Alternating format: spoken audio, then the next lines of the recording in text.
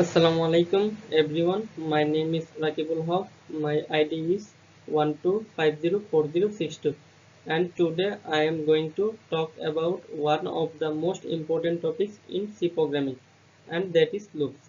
In this presentation we will cover two types of loops, the for loop and the while loops. So let us get started. First, what is a loop? A loop is a way to execute a block of code repeatedly as long as a condition is true. Instead of writing the same line again and again, we write it once and let the loop repeat it for us. Look at this example. Without a loop, if I want to print mark 1, mark 2 up to mark 5, I have to write 5 separate printf lines. That is very repetitive and messy.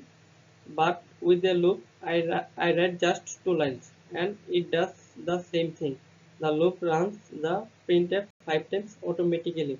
This is the power of loops. They make our code shorter, cleaner, and smarter. Now let us look at the first loop, the for loop. This is the most commonly used loop in C. The syntax of a for loop has three parts inside the brackets. First, int, this is where we set to starting value. Second, condition, the loop keeps running as long as this is true. Third, update, this runs after every iteration, usually to increment the counter. So it looks like for int condition update. This is example.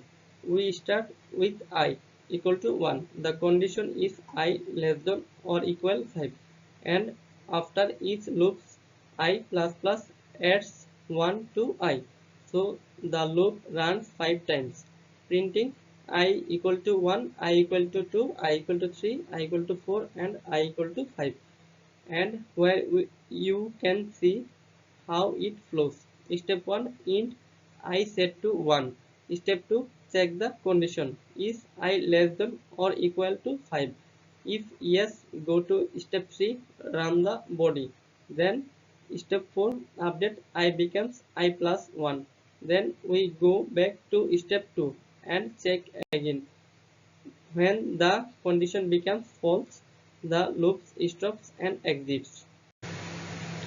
Now let us move to the second loop, the while loop. The syntax is much simpler. We just write while condition and then the body inside curly brackets. That is it. In this example, we declare I equal 1 outside the loop.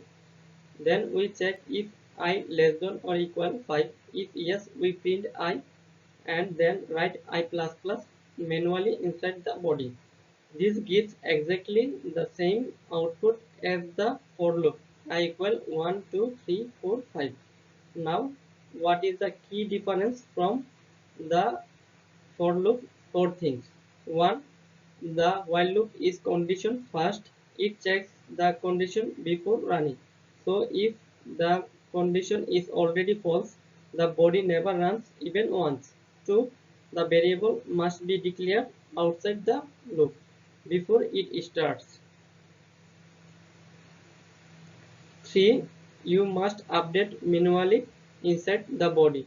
If you forget to write I++, the loop never stops. That is called an infinite loop. 4.